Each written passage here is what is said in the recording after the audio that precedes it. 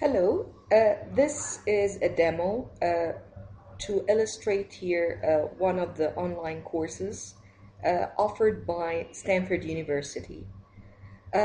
Here is the structure of that e-course on a platform very similar to Blackboard or what is offered on Moodle, but preferably we're going to use Blackboard in our case. Now, here is the start menu with shortcuts to different components of the course.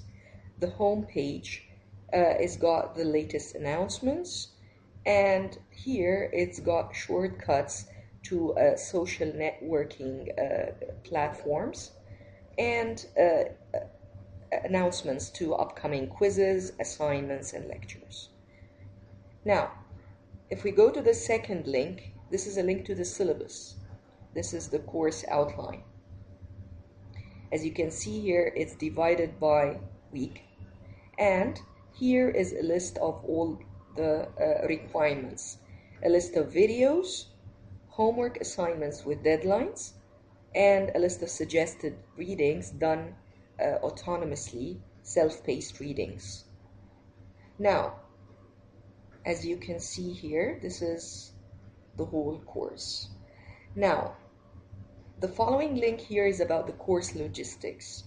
And this is very important because it sort of gives definitions and describes each and every component of the course. For example, it tells the learners here what the video lectures are all about, how are they going to go about the lectures, what problem sets is all about. It's basically quizzes, assignments, and readings, and the rest of it.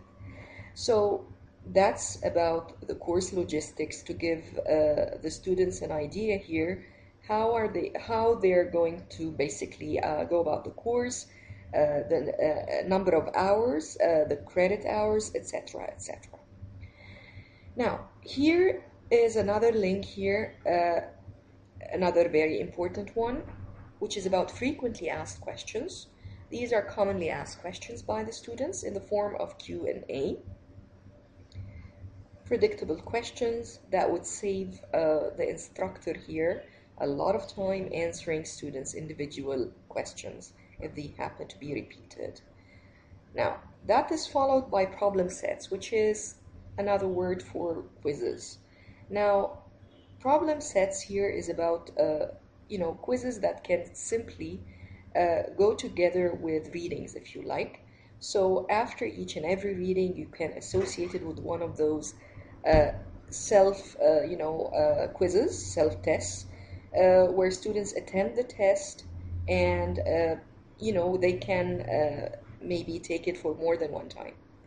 And the point is here, they get a score. They look at various scores, last attempt and last score, and so on.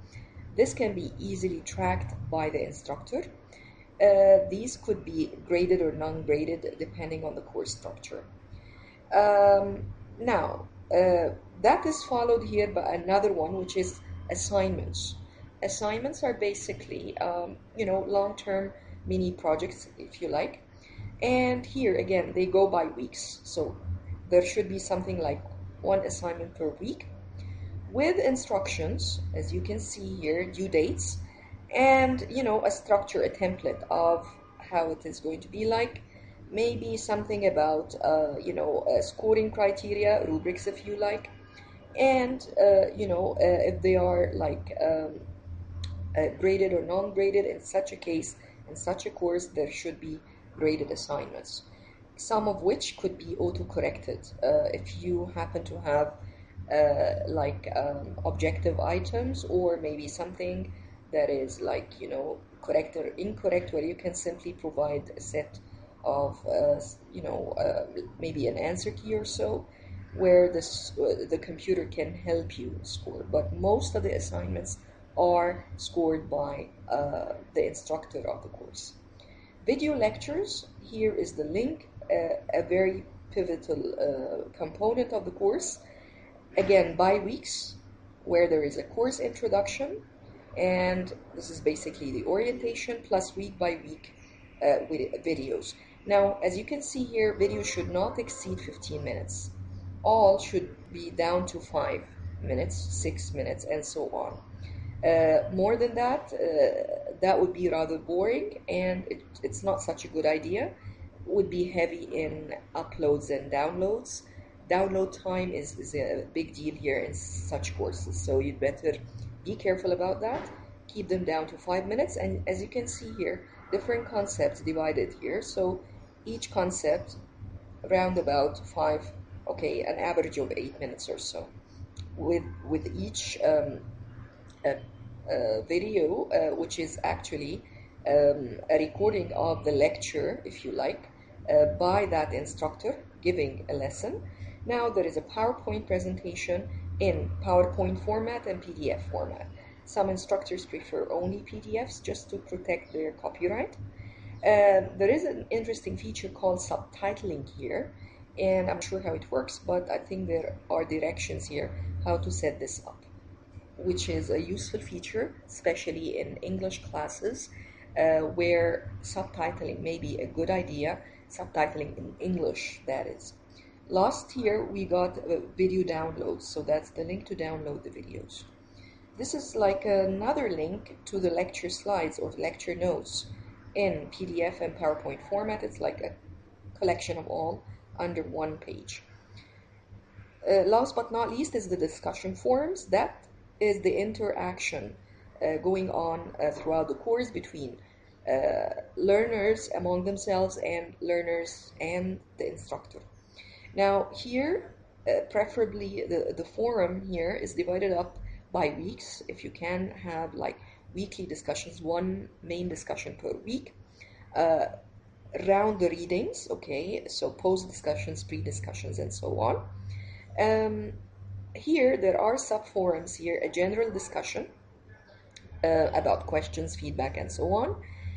This could be basically for the instructor to address any queries by the learners. Now here is, this is about the assignments, so there is a link specially for assignments, any questions related. Again, that's a useful forum to address any problem areas in the assignments.